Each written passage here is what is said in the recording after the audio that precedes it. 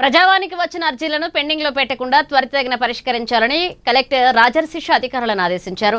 ఇక ఆదిలాబాద్ కలెక్టరేట్ లో నిర్వహించిన ప్రజావాణిలో ఆయన ప్రజల నుండి వినతులు స్వీకరించారు. అందిన ఫిర్యాదులను వెంటనే సంబంధిత శాఖలకు పంపించి న్యాయం చేయాలని సూచించారు. ప్రజా సమస్యల పరిష్కారంలో నిర్లక్ష్యం వహించవద్దని, పనులు పూర్తి చేయాలని స్పష్టం చేశారు.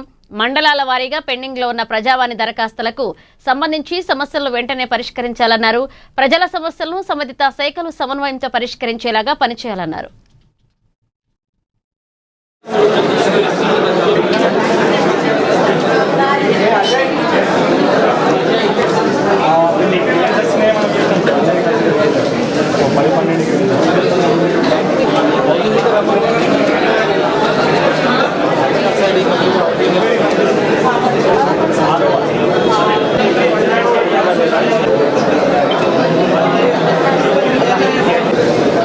Commissioner, Municipal